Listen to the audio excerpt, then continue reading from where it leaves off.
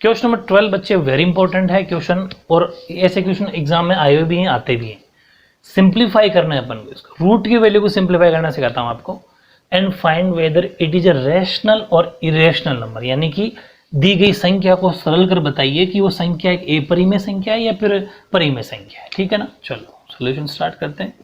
वैसे रूट का नॉलेज होगा आपको, मैंने बहुत सारे क्वेश्चंस में करवा रखा है, फिर भी इसको देखते हैं कि 2√45, एक बार संख्या उतारो, 3√20 और बटे में है 2√5, अपॉन में क्या है 2√5। 45 को अपन क्या लिख सकते हैं, तरीका सीखो, इसके रूट के अंदर फैक्टर करो, टुकड़े करो। 45 को कहा जा सकता है 3 × 3, कितना हो गया 9, और 9 पंजे 45, 9 5 जा 45। ये तरीके ऐसे कर लो, या फिर किसी बच्चे को नहीं आता तो आप ऐसे कर लेना, वो आपकी इच्छा, जैसे सबसे पहले 3 का दोगे, जो भी आपकी इच्छा है, फैक्टर निकल के आ जाने चाहिए बस। ठीक है ना, ओके। नेक्स्ट 3 का 3 और 20 को अपन क्या कह सकते हैं, 2 × 2 4 और 4 × 5, 4 पंजे 20। मतलब टुकड़े वो होना चाहिए जिसके और टुकड़े ना हो। जैसे अब आप किसी इन टुकड़ों को नहीं तोड़ सकते, लास्ट टुकड़े हैं, लास्ट टुकड़े होने चाहिए ना, ये ध्यान रखना। इनको प्राइम फैक्टराइजेशन बोलते हैं एक तरीके से। और नीचे वाला 2√5 एज इट इज, बिकॉज 5 के तो कोई टुकड़े हो नहीं सकते। अब देखो, अब आपको एक चित्र पता है, रूट के अंदर जब 2 का जोड़ा बन जाता है तो नंबर आ जाता है बाहर। 2 का जोड़ा बन गया तो ये 3 आ गया बाहर, अंदर रह गया सिर्फ 5। हो गया इसका काम। नेक्स्ट 3 बार अपनी जगह, 2 का जोड़ा बन गया, 2 आ गया बाहर, मल्टीप्लाई में तो मल्टीप्लाई में ही रहेगा, और 5 रह गया अंदर।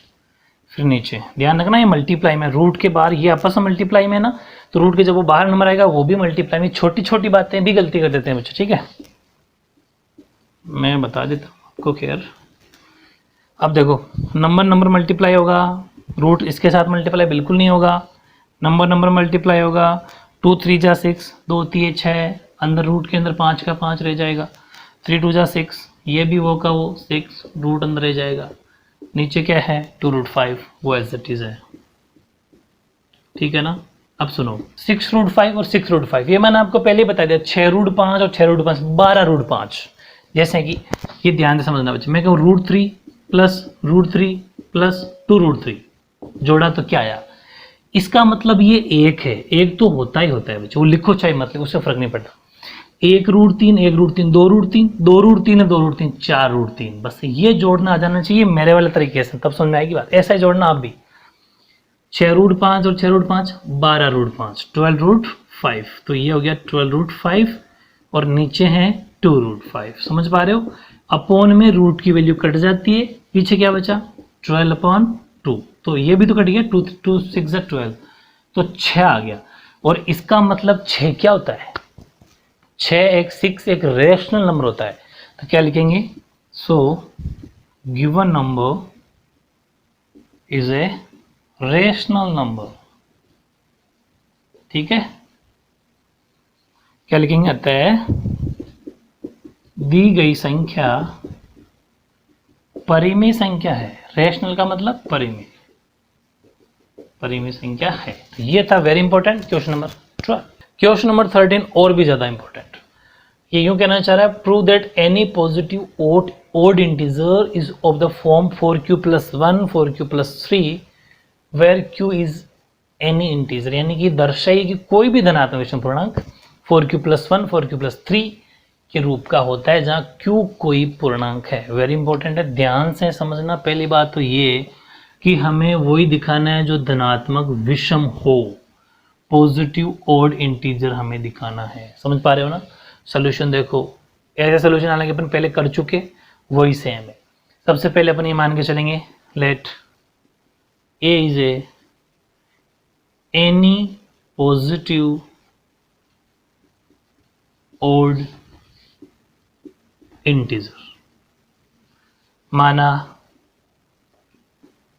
a कोई एक धनात्मक पूर्णांक, स्टेटमेंट पूरा जैसा मैं लिखता हूं है, ठीक है, वेयर जहां b बराबर वही होगा जो q से मल्टीप्लाई होगा। मैंने जो टेक्निक बता रखी आपको पहले, वो की वो, यानी कि जो Q से मल्टीप्लाई है वो वैल्यू हमेशा B की होती है, ठीक है ना। तो B बराबर 4। इसके बाद में अब डिफाइन करना है हमें R की वैल्यू, क्योंकि देखो अप्लाई मैं करूं, अप्लाइंग यूक्लिड लेमा, यानी कि यूक्लिड प्रेमिका के अनुसार, अकॉर्डिंग टू यूक्लिड लेमा अगर मैं बात करूं यूक्लिड, तो ये कहती है a बराबर बी क्यू प्लस आर। ध्यान से, a बराबर b q plus r, b की वैल्यू 4 है, ये तो कोई भी पॉजिटिव इंटीजर, बट r क्या है, तो r हमें निकालने के लिए मैं आपको टेक्निक बताता हूं जो पहले बताई थी आपको। r की जो वैल्यू होगी बच्चे वो क्वेश्चन पे डिपेंड करती है। कैसे कि r की वैल्यू 0 से तो बड़ी होगी, ध्यान से समझना, 0 से बड़ी या बराबर, लेकिन जो b की वैल्यू है उससे छोटी होगी, ये गारंटी है। समझ में आ गई। इट मीन्स का मतलब अर्थात जो r की वैल्यू होगी वो आपके 0 हो सकती है, 1 हो सकती है, 2 हो सकती है और 3 हो सकती है, बस 4 से ज़्यादा तो हो ही नहीं सकती। 4 से तो छोटी होगी, 4 से छोटी का मतलब 4 तक, 4 छोटी का मतलब 4 से कम मतलब 3 तक, सॉरी 3 तक 0 हो सकती है, क्योंकि 0 के बराबर भी लिखा है अपने। ये हमेशा आपको लिख के आना है। कब? पहले ये उतारोगे यहाँ तक, उसके बाद ये, फिर इधर, अकॉर्डिंग टू ये वाली बात, ठीक है ना। ये इसके बाद उतार के ये उतारना है। तो अब इसमें वैल्यू पुट कर दो, a का तो a, b की जगह 4।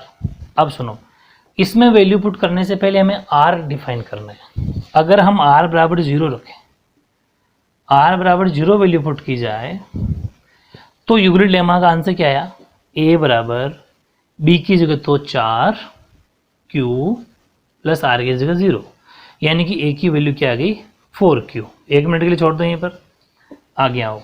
फिर अपन r बराबर 1 रखते हैं। 1 रखने पर r बराबर 1 पुट की वैल्यू, तो a बराबर b की जगह 4q प्लस 1, ठीक है, दैट्स इट, ये आंसर आ गया। फिर r बराबर 2 पुट की, 2 पुट रख वैल्यू करी तो a बराबर 4q प्लस 2, ये आ गया आंसर। और फिर अगर अपन r बराबर 3 भी रखते हैं, r बराबर 3 वैल्यू पुट करते हैं तो आएगा a बराबर 4q प्लस 3। मतलब हाईएस्ट जितनी वैल्यू रख सकते थे अपन ने रखी। इसके बाद देखो बच्चे, अब मेरी बात को ध्यान से समझना। फॉर पॉजिटिव, वेरी इंपॉर्टेंट बात अभी स्टार्ट होती है। फॉर पॉजिटिव इंटीजर, धनात्मक पूर्णांक, फॉर पॉजिटिव ऑड इंटीजर की बात करते हैं, धनात्मक विषम पूर्णांक। ध्यान समझना, इन वैल्यू जो भी अपन निकाली, ब्रैकेट में जो मैंने बॉक्स बंद कर रखी है 4, उनमें से कौन कौन सी वो होगी जो पॉजिटिव ऑड इंटीजर नहीं है। जैसे कि मैं बात करूं, मतलब है, जैसे कि a बराबर नहीं है 4q, ये पॉजिटिव ऑड इंटीजर नहीं है। क्यों नहीं है? क्योंकि इसने हमें क्या दे दिया, देखो ये 4 क्या है, 4 एक सम संख्या है, मतलब इवन नंबर है, इवन है। और ये गारंटी होती है बच्चे, इवन नंबर को अगर किसी भी नंबर से आप मल्टीप्लाई करो, इवन का मतलब सम संख्या, सम संख्या को किसी भी संख्या से गुणा करो, आंसर इवन नंबर ही आता है। यानी कि सम संख्या को किसी भी नंबर से गुणा करो, मल्टीप्लाई करो, सम संख्या आंसर आता है। तो हमें सम थोड़ी चाहिए, हमें तो विषम चाहिए, ऑड चाहिए। इसका मतलब ये नहीं हो सकता, ठीक है। दूसरी बात, ये नहीं हो सकता, ये 4q प्लस, अच्छा ये रहा 4q प्लस 1, ये हो सकता है। कैसे कि यहाँ तो सम आया, लेकिन सम के अंदर जब 1 जुड़ गया, भाई यहाँ तो इवन आया। किसी भी नंबर को अपन, क्योंकि खुद 4 एक इवन है, सम संख्या है, सम संख्या को किसी नंबर से गुणा किया, सपोज ये 4 है, 1 से गुणा किया तो 4 1 जा 4, अगर 2 है तो 4 2 जा 8, दोनों इवन है। 8 में 1 जोड़ते ही वो विषम हो जाता है। यहाँ किसी भी नंबर को गुणा करने से यहाँ तक तो इवन रहेगा, लेकिन 1 एक खुद ओड नंबर है, इसलिए वो ओड कर देगा। इसका मतलब ये हमारे लिए सही है, हमें सिर्फ ओड चाहिए, विषम चाहिए, इसका मतलब ये सही है। लेकिन ये सही नहीं है, तो a बराबर ये भी नहीं है 4q प्लस 2। क्यों? क्योंकि ये जो दोनों है ना बच्चे, ये दोनों सम देंगे, और सम में 2 भी सम ही जुड़ रहा है, मतलब इन दोनों का सोल्यूशन भी इवन नंबर आएगा, और 2 खुद इवन नंबर, तो इवन जुड़ा तो ये भी इवन देंगे। इसका मतलब ये भी पॉजिटिव ओड इंटीजर नहीं है। तो ये 2 नंबर ऐसे हैं जो पॉजिटिव ओड इंटीजर नहीं है। सो हैंस अब हमारी बात रह जाएगी, को अपन इसने कहा ना कि अब फिर दिखाइए आप, तो हो जाएगा hence any positive odd integers are, वो हो जाएगा 4q + 1 एंड 4q + 3। ये अपना बिल्कुल सही है। अतः कोई धनात्मक पूर्णांक 4q + 1 व 4q + 3 के रूप का होता है। लेकिन ये 2 नहीं होते, वो भी शो करके आना है। वेरी वेरी इंपॉर्टेंट था क्वेश्चन नंबर 13।